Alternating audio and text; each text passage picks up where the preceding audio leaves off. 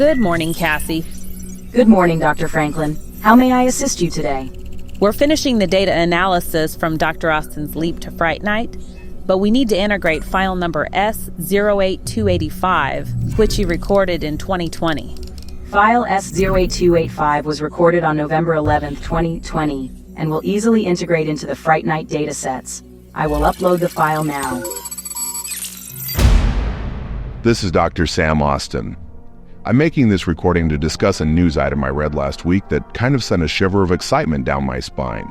An article on dreadcentral.com announced that Jerry Dandridge, Charlie Brewster, Evil Ed, and others would return in Tom Holland's Fright Night 2 Resurrection. This news inspired me to delve back into the world of Fright Night, rewatching all the films and thinking about what I'd love to see in a new sequel. Oh, you're so cool, Brewster! Fright Night, good gonna be tonight. Lock your doors and windows slide. Soon we'll all believe I'm right. So let's start with a brief journey through the Fright Night saga. Our story begins in 1985 with the original movie. It's the tale of young Charlie Brewster, a teenage horror fan who discovers that his neighbor, Jerry Dandridge, is a vampire. With the help of his girlfriend Amy and a washed-up horror TV host named Peter Vincent, they set out to stop Jerry's reign of terror.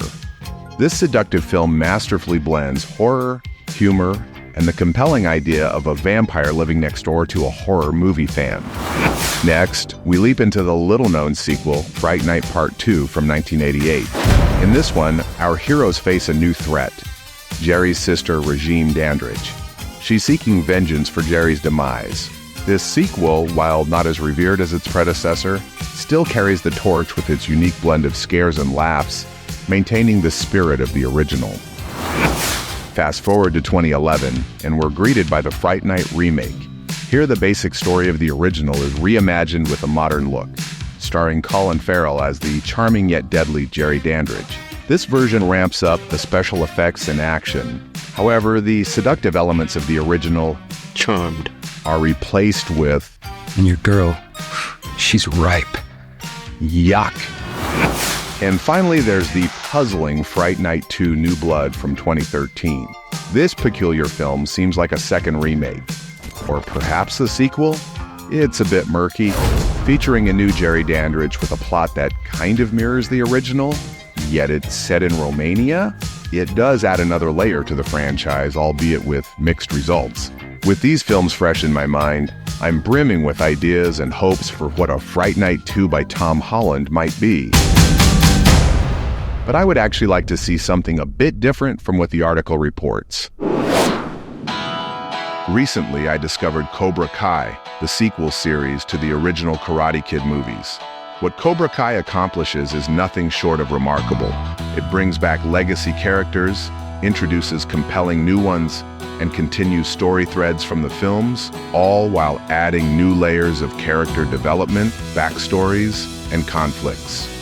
I think that Cobra Kai serves as a possible blueprint for how a Fright Night sequel series could be structured.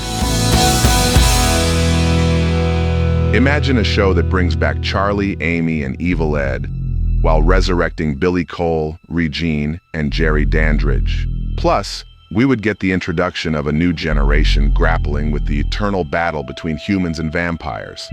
Although Tom Holland wasn't involved with making Fright Night Part 2, my wish list includes elements of this film as well as the amazing original.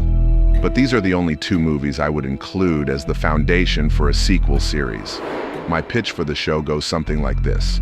Years after the events of the original Fright Night saga, Evil Ed is orchestrating the resurrection of Jerry Dandridge, his sister Regine, and Jerry's servant Billy Cole. However, their return from the undead is marred by weakness. They cannot regain their full strength through the souls of innocents alone. They need the blood of those who vanquished them, Peter Vincent and Charlie Brewster. Peter has since passed, leaving a void in the vampire hunting world. But his brother Bella discovers that members of the Vincent family are being killed and drained of their blood. Bella, skeptical yet desperate, seeks out Charlie Brewster, the reclusive vampire hunter who spent years alongside Peter, purging the world of the vampire menace. Charlie, having never married and living in isolation, is drawn back into the fray to protect his mother, the last of his immediate family. Bella, inheriting his brother's legacy, joins forces with Charlie, stepping into a world beyond his understanding. Together they face a new generation of vampires, led by none other than the daughter of Amy Peterson, Charlie's long-lost love. Fright Night Bloodlines unfolds as a race against time. Charlie and Bella, aided by new allies and the next generation of the Vincent family, must stop the evil resurrections. Each episode uncovers more about the vampire underworld, backstories for legacy characters, introduction of new characters with their own stories, and presents moral dilemmas that blur the lines between good and evil. Flashbacks featuring Peter Vincent and moments from the original movies weave through the narrative, connecting past and present. The show also explores how the battle against darkness has evolved, with new technologies and strategies on both sides, while filled with action, horror, humor, and the seductive elements that made the original film so memorable. As the growing army of new vampires present challenges for our heroes and Jerry, Billy, and Regine inch closer to full power, Charlie, Bella, and their band of modern-day warriors stand as the last line of defense. The series promises a compelling blend of horror, action, and drama, appealing to fans old and new, and breathing new life into the beloved franchise. I would love to see at least 3 seasons of this show, as long as Tom Holland runs it. And only if the original cast members are playing modern versions of the core legacy characters. Oh, and speaking of casting, Mark Hamill would be ideal for the role of Bella Vincent. I think he would be an amazing heir apparent to the legendary Roddy McDowall. My thoughts on Fright Night 2 Resurrection and the idea of a sequel series like Bloodlines are born from a place of deep admiration and affection for the franchise. To Tom Holland and all those who might carry the torch into this new era, my wish is simple. Honor the legacy, and above all, keep the spirit of the original alive, whether through a movie sequel or a series that weaves the old with the new. Oh, yes, well, this certainly does require some thought. Until my next recording, this is Dr. Sam Austin, and I'm leaving you with wishes for dreams of a time when we can say to the world, Welcome to Fright Night. For real. Data integration complete.